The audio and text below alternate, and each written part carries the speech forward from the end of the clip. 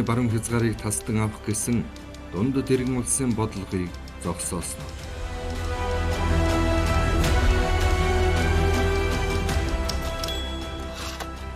Тагнуулын байгууллагын 100 жилийн ойд зориулсан энэ удаагийн дугаартаа ардын засгийн анхны жилүүдэд Монгол орны баруун хязгаарыг тасдан авч дундад иргэн улсын харийн ялалд оруулахаар санаарсан Хятадын тагнуулын ажиллагааг дотоодыг хамгаалах газраас хэрхэн талсан зогсоож байсан талаар өгүүлж байна. Дундад иргэн улсын засгийн газар Богд хаант улс байгуулагдсан үеэс эхлэн Монгол орны баруун хязгаарыг таслан авч Шинжаанд нэгтгэх бодлого идэвхтэй баримталж хэд хэдэн удаа нутгийн ноёдуудаас өөрийн талд урвуулж бослох хөдөлгөөн зохион байгуулахыг санаархсан нь тухайн үедээ илэрч талсан зогсоогдсон байдаг. Гэвч олон ястан үндэстэн амьдран суудаг баруун хязгаарын ард иргэдийг хагалган бутрахах ажиллагаа ардын засгийн үед ч үргэлжлүүлж Монголын нийгмийн сэтгэл зүг хорлон буснуулж хүн амын нэгдэл нягтралыг задлахыг оролдсоор байв. Хятадын шинээр сонгогдсон ерөнхийлөгч Цао Кун 1923 оны 10 дугаар сараас эхлэн зэрэг тагнуулын хүчээр Монголыг эзлэхийг шаардав.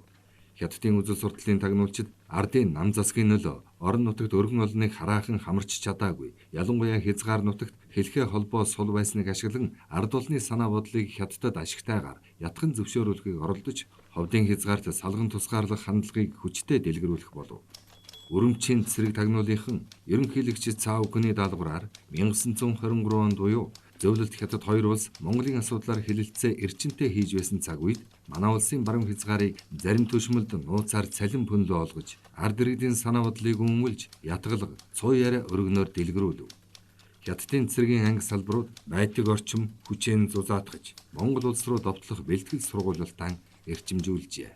Хятадын тагнуулын албаны заавар зөвлөгөөний дагуу Шинжааны шар сүмэн захирагч 1924-өөс 1927 онд Монгол улсын Чандбан уулын аймгийн Ёстын хошууны гүн Бадрах эдгэмжид хошууны занг хөх нартай холбоо тогтоож тэднийг нууц дуршуулаар элсүүлж баруун хязгаарын нам захиргааны байгууллагын үйл ажиллагаа ард иргэдийн санаа бодлыг судалж мэдээлэх даалгавар өгчээ.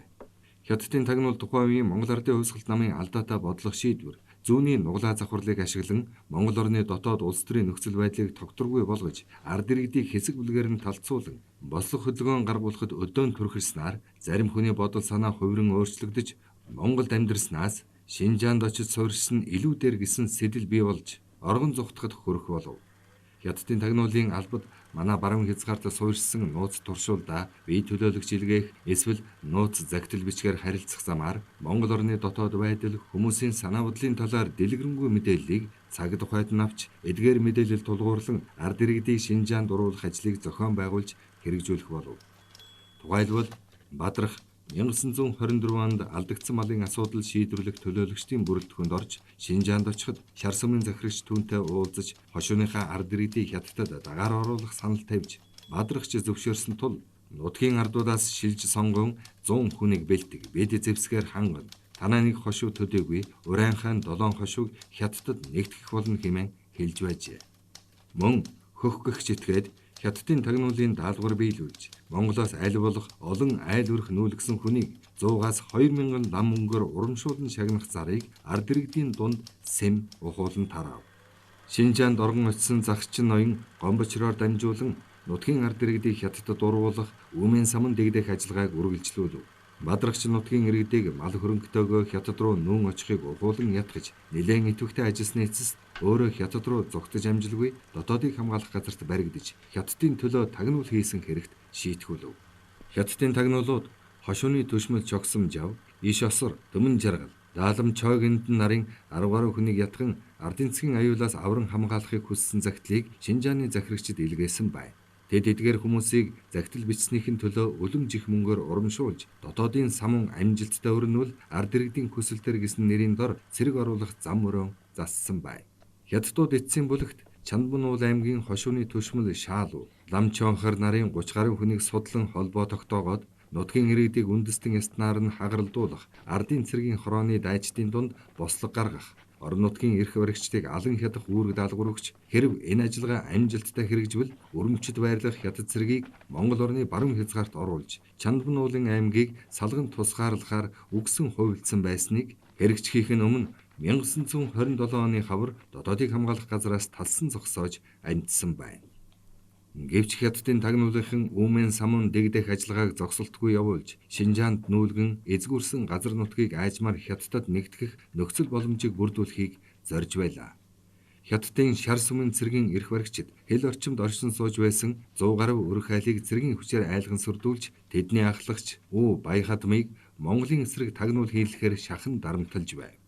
1930 оны 5 дугаар сард Уран хаан баруун хошууны дааламж үлдэм хятадуудын ятгалгаар ард иргэдийн хамт Шинжаан руу нүүсэн байна. Хятадын цэрэг тагнуулынхан Монголын дөрвөстийн дотроос шилж сонгосон хүмүүсээр тусгай бүлэг байгуулж зэвсгээр ханган буцаан илгээж ард иргэдэг олноор Шинжаан руу нүүлгэх, эсэргүүцсэн иргэдийн мал хөрөнгийг талан дээрэмдэх, хөлийн харуулмана, засаг захиргааны байгууллагыг устгах, тагнан турших, хорлон сүйтгэх үүрэг гүйцэтгүүлдэг байв. Мөн хасаг иргэдийн мал хөрөнгийг хураан, эрчүүдийг нь цэрэгт татна, хасгийн шашин мөргөлийг устгах нь Орос Монгол цэрэг хасаг нутагт сууршин гэх мэт цуу яриаг хятадууд өргөн хүрээтэй тарааснаар хасаг иргэд бөөнөөрөө Шинжаан руу нүүх болжээ. Бүрэн бус мэдээгээр 1930-ад оны эхээр Баруун аймгийн 15,000 гаруй хүн 35,000 гаруй мал үнэт эдлэл хөрөнгөн авч Шинжаанд дөрвсөн мэдээлэл байдаг.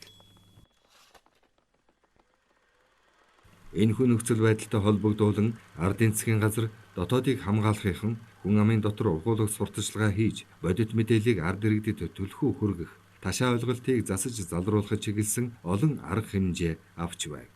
Хятадын тагнуул туршуул баруун хязгаараар төдийгүй өмнөд хилээр нууцаар шурглан орж ирэх нь нэмэгдэв.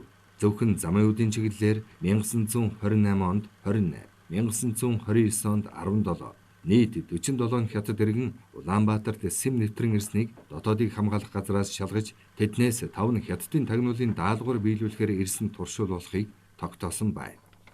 Хятадын тагнуулын байгууллага 1929 онд хэсэг туршуулаа Монголын баруун хилээр нэвтрүүлэх томоохон арга хэмжээ төлөвлөж хэрэгжүүлв. Уг ажиллагааны зорилго нь Монгол орны гүнд байршсан суурин тагнуулчдтай биечлэн уулзаж үйл ажиллагааг нь шалган зааварлах, холбоо барих арга замыг шинчлэн тохирох, шинэ үүрэг даалгавар өгөх, суурин тагнуулуудынхаа сэтгэл санааг өргөж санхүүгийн дэмжлэг үзүүлэхэд оршиж байв. Ингээд тусгайлан сургаж бэлтгэсэн хя обогтоор толгойлуулсан 30-аад хүнийг хятад худалдаачны халахвчаар 180 гаруй тэмээ хөсг ачаатайгаар баруун хилийн 37 дугаар сумангийн чиглэлээр нууцаар хил нэвтрүүлж нутгийн гүн рүү оржээ. Дотоодыг хамгаалах газар энэ тухай мэдээг хүлээн аваад Жавхлант дахь дотоодыг хамгаалах ангид мэдэгдэж хил давж ирсэн хятадуудын явсан зам маршрут цаг хугацааг тогтоож дагалдан хянаж баривчлах үүрэг өгчээ. Тэр үед хурдан машин тэрэг шуурхай холбоо харилцаа байсангүй тул хятадын тагнуулчдыг мөрдөн өшгсөн боловч олж чадаагүй тул хятадууд Жавхлан хотод сэм шурглан орж олонний дунд уусан алгуулсан байв. Иймээс Хантайшрын дотоодыг хамгаалах ангийн тэргүүлэгч Гевапил Жавхлантад очиж хятадын тагнуулчдыг эрен сурвалжлах ажиллагааг зохион байгуулад түүнийг очихын урьд шөнө хятадууд Жавхлантаас нууцаар гарч явсан болохыг тогтоожээ.